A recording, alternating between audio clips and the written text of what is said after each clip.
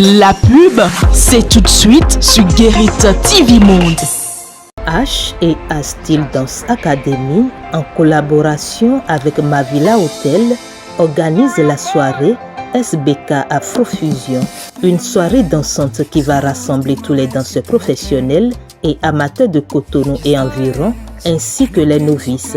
Cette soirée sera animée de 21h à l'aube par 3 des meilleurs DJ SBK de Cotonou, DJ Steve, DJ Temoz, Herman DJ, avec la participation de Kevin. La soirée sera marquée par des démonstrations de danse salsa et c'est une occasion d'échange et de création de nouvelles relations et opportunités. Procurez-vous vite de vos passes à 5 000 francs, donnant droit à une boisson, plus shooting photo. Et vous avez également la possibilité de dîner sur place. Sponsor Agrodestin, Bénin Afro Bachata, Elishop, Tourisme Hôtel Mavila Bénin et Bénin International Bachata Festival. La soirée SBK Afrofusion, c'est ce 25 août 2023 à la salle Prestige de l'Hôtel Mavila, située à Akpakpa juste après la mosquée Lumnava, en quittant le carrefour Ciné Concorde. Pour plus de renseignements, contactez plus 229 61 02 30 23. Vous avez besoin d'un espace publicitaire pour faire connaître votre société ou vos produits? Seul Guérit TV Monde peut vous satisfaire. Pour tout renseignement, contactez le 00229 91 19 10 10. Guérit TV Monde, le leader des web TV.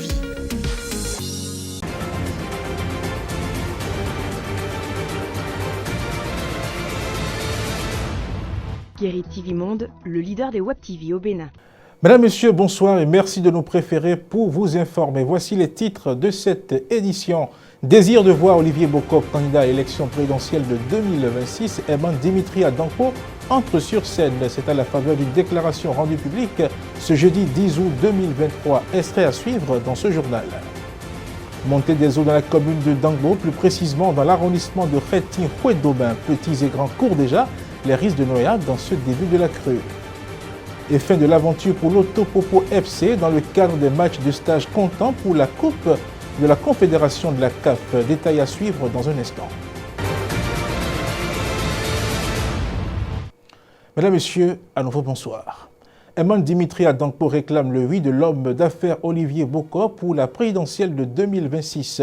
À travers une déclaration officielle rendue publique ce jeudi 10 août 2023, l'élu communal et membre du parti Bloc républicain a dévoilé son intention de voir l'homme accéder à la magistrature suprême en 2026 pour la continuité des œuvres du développement engendrées et amorcées par le président Patrice Talon. Suivez. Je m'engage, mes amis et moi, à rassembler pour faire triompher la tendance Olivier Bokok.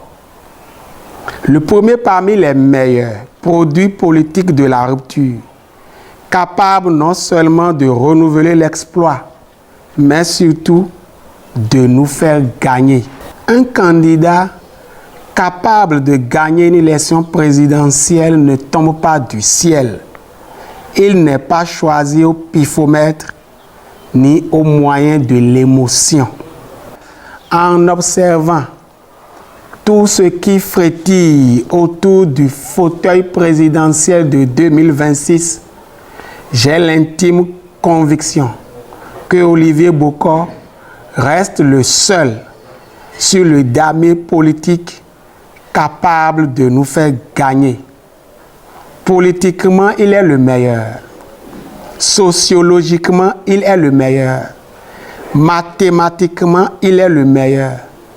Culturellement, il est le meilleur. Olivier Bokok est une brochette culturelle assaisonnée. À la jeunesse des 4 coins de notre pays, je voudrais dire avec foi et détermination qu'à partir de maintenant, il ne suffira plus seulement de susciter et de soutenir. Il faut susciter, il faut soutenir, il faut structurer, huiler et mettre en branle sur toute l'étendue du territoire national la machine à gagner. L'épidémie des coups d'État s'étend et se propage davantage dans l'Afrique de l'Ouest. Déjà 4 pays en proie à ce mal qui bouleverse la vie des populations. Pour le journaliste Mas Gaspard Adjamossi, reçu dans l'émission La Position de ce mercredi sur Guérit TV Monde, ces actes sont à décourager. Suivez un extrait donc de son intervention. Il n'y a pas de bon putsch, il n'y en aura pas, il n'y en a pas, il n'y en aura pas. Un putsch, c'est un putsch. Il y a normalement une voie légale, réglementaire d'accession au pouvoir, c'est la voie des élections, c'est le suffrage universel.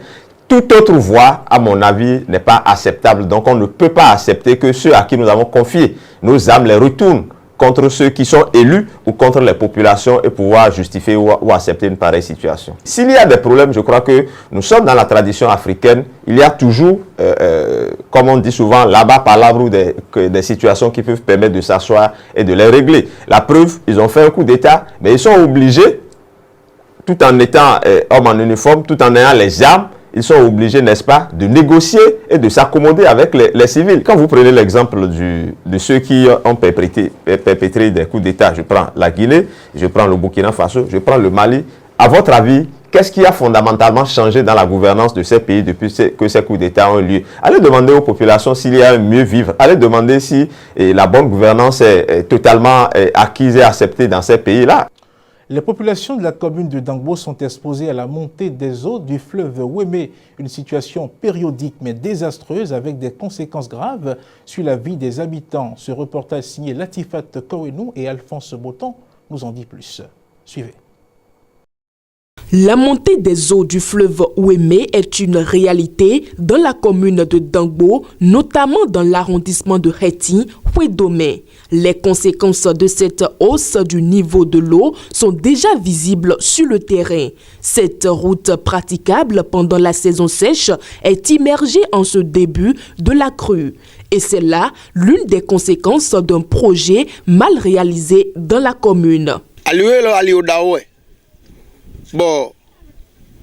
Cette voie est une grande voie. Son projet de réaménagement a démarré il y a 3 ans. 3 véritables ponts devraient être construits. En lieu et place, on nous a construit de petits ponts. Il n'y a que de l'eau à leur surface. Et 3 grands trous se retrouvent sur la même voie.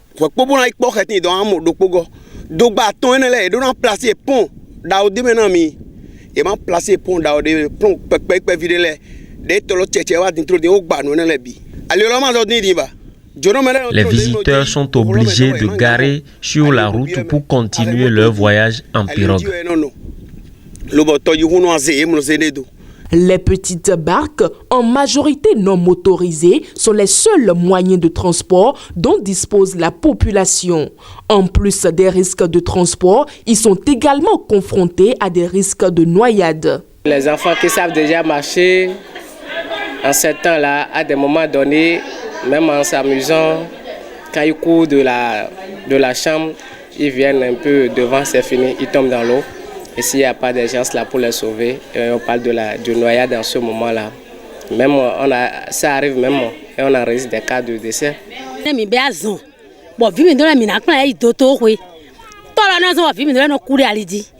L'impraticabilité de cette voie et l'inondation occasionnent notre mort. Les populations de Ouédomé, composées majoritairement d'agriculteurs et d'artisans, sont aussi victimes des changements climatiques. Les pluies diluviennes, occasionnant l'inondation, ont ravagé toutes les semences et récoltes.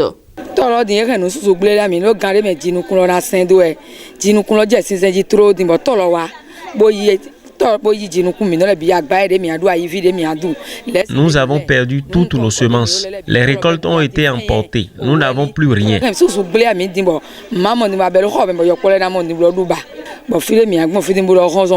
Nous cherchons déjà où se reloger.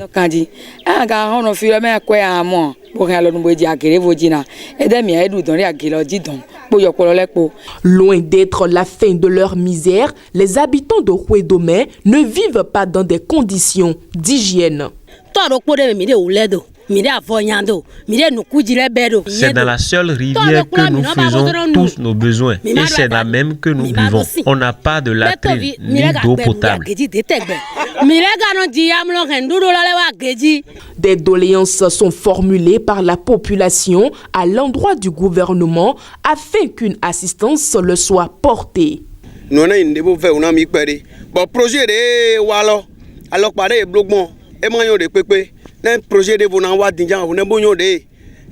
Si un autre projet doit venir, que les réalisateurs se rapprochent des autochtones pour connaître les réalités du milieu.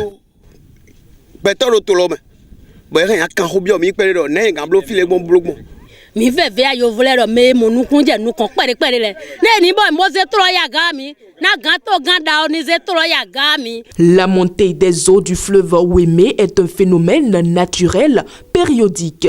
Pour éviter ses conséquences négatives, il faut prendre des précautions et suivre les instructions données dans le cadre de la prévention des risques d'inondation. Nous ouvrons à présent la rubrique Fait de société de cette édition. On s'intéresse à l'éducation des enfants. Compte tenu de nos réalités sociologiques, un voisin a-t-il le droit de frapper votre enfant à votre absence? Suivez les réactions des uns et des autres dans ce reportage fait par Faouzia Sefou et Kabir Ouadjadi. Quand on partage la même cour avec des voisins et qu'on est tous parents, est-il commode d'administrer un châtiment corporel à l'enfant d'autrui comme on le ferait à son propre enfant? Non. Il va attendre mon arrivée et on va discuter. Je prends l'apprenti, je lui mets mise en garde. Ce qu'il a fait, ce n'est pas bien. Bon, on peut voir comment on peut faire. Je lui donne une petite correction devant l'intéressé. Là, je l'enlève en même temps et je calme la situation. Si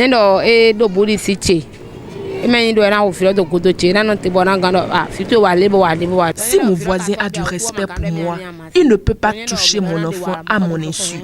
Il doit patienter mon retour. Si ce que l'enfant a fait mérite que je le tape, je le ferai moi-même. Mais aucun voisin n'a le droit sur mon enfant.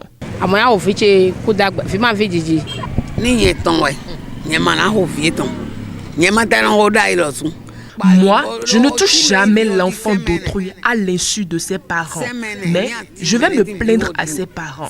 Même mes propres enfants, je ne les chicote pas en cas de bêtise. Aujourd'hui, quand tu frappes l'enfant de quelqu'un et quelque chose lui arrive, tu supportes.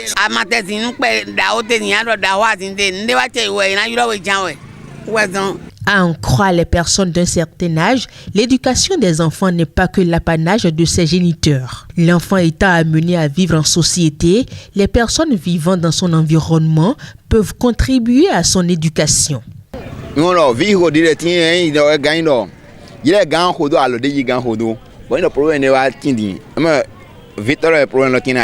Les enfants d'aujourd'hui, quand tu les tapes d'une manière, c'est toi-même qui ramasseras les conséquences. Très difficile pour moi d'accepter qu'un voisin puisse frapper mon enfant. À la limite, mon frère peut le faire.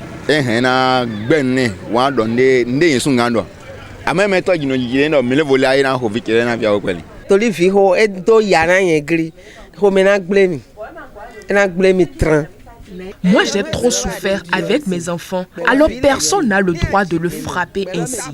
Il doit patienter mon retour et je prendrai moi-même la décision qui s'impose. Si nécessaire, moi-même je vais frapper l'enfant ou bien je vais conseiller l'enfant et supplier le voisin. Le monde est en pleine évolution aujourd'hui. La chicotte n'éduque plus l'enfant comme avant. Ils sont rares aujourd'hui, ces enfants qui ne tiennent pas tête à leurs parents. Adavo vide yi kplobo mondo iye miton hojo hodo ete emagan no kunjina iye miton ou esingan ni ate hole pepe do emaken ena nambe. Autre temps, autre mœurs, qu'un enfant soit frappé par des voisins ou au dehors ne suscitait aucune polémique il y a quelques années. Mais aujourd'hui, ce n'est plus le cas. Il faut donc savoir tenir compte des réalités du moment pour agir. L'actualité en dehors de nos frontières, la CEDEAO a décidé à la faveur de son sommet extraordinaire tenu ce jeudi 10 août 2023 du règlement pacifique de la crise au Niger. Les précisions sont à suivre dans cet élément. Réunis à Abuja, les chefs d'État de la CEDEAO ont décidé de déployer la force en attente de la communauté ouest-africaine pour la restauration de l'ordre constitutionnel au Niger. L'organisation affirme toutefois qu'elle garde sur la table toutes les options pour la résolution pacifique de la crise. Les chefs d'État de la CEDEAO ont donc achevé leur discussion à huis clos et ils ont manifestement décidé de hausser le ton contre les putschistes. La CEDEAO a donc fait savoir qu'elle va ordonner au comité des chefs des armées d'activer les forces en attente de la CEDEAO et d'ordonner leur déploiement en vue de restaurer l'ordre démocratique au Niger. L'option militaire semble ainsi enclenchée, même si des précisions sont encore nécessaires pour mieux comprendre la forme exacte que ce déploiement prendra. Dans son communiqué, la CEDEAO a en effet demandé que l'Union africaine approuve cette démarche et a appelé au soutien de tous ses partenaires, y compris l'ONU. Ces points seront donc à préciser, tout comme certainement le cadre légal et la composition de la force qui sera mobilisée. On poursuit cette page inter avec l'adoption au Conseil des ministres de l'institution de la tenue d'Anfani comme tenue scolaire au Burkina Faso. La mise en œuvre de cette mesure se fera de manière progressive, flexible et non contraignante sur une période de 4 années, précise le ministre Joseph André Ouedraogo. Ainsi, la phase pilote débutera à la rentrée scolaire 2023-2024 avec les élèves du post-primaire et du secondaire, tant du public que du privé, de Bobo-Dioulasso, de Koudougou, de Ouagadougou et de Sabou. Néanmoins, aucun apprenant ne sera exclu de l'école du fait de non-respect de la mesure du port du faso d'Anfani, a rassuré le ministre. À cette étape, le port du faso d'Anfani est institué tous les lundis, jour de montée des couleurs, et le choix des motifs et des couleurs est laissé au chef d'établissement. On termine avec la Syrie. Au moins 23 soldats syriens ont été tués dans une attaque contre le camp mené par le groupe djihadiste État islamique dans l'est du pays. Des combattants ont visé jeudi soir un camp de l'armée dans le désert, tuant ainsi au moins 23 soldats et en blessant 10, a indiqué l'Observatoire syrien des droits de l'homme.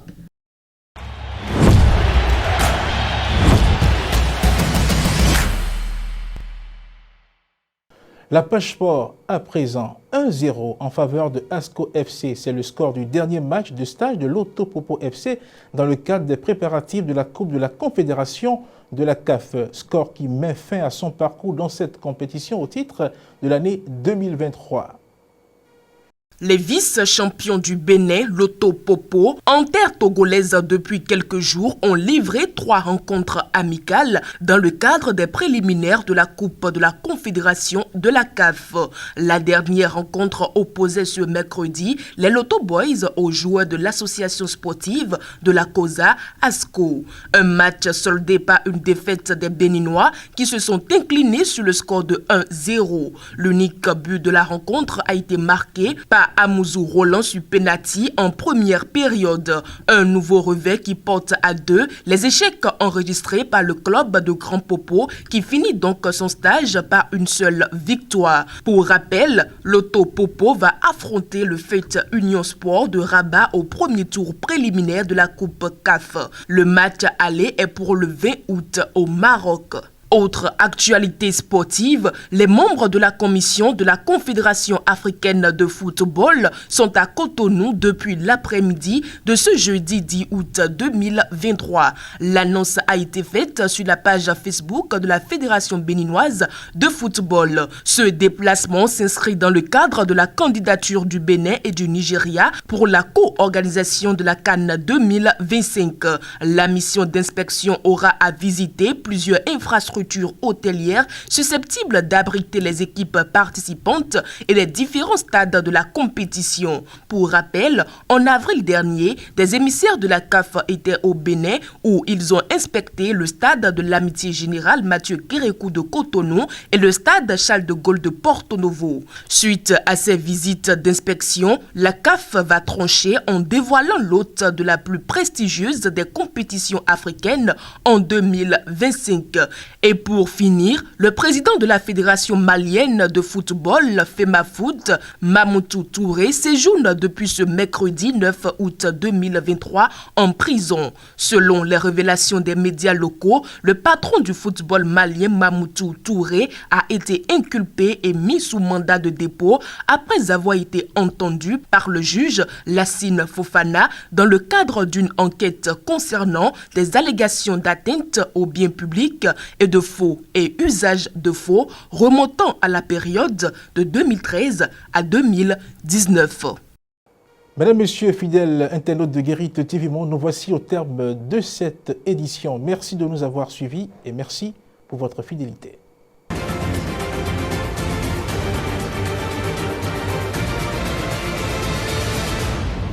Guérite TV Monde, le leader des Web TV au Bénin.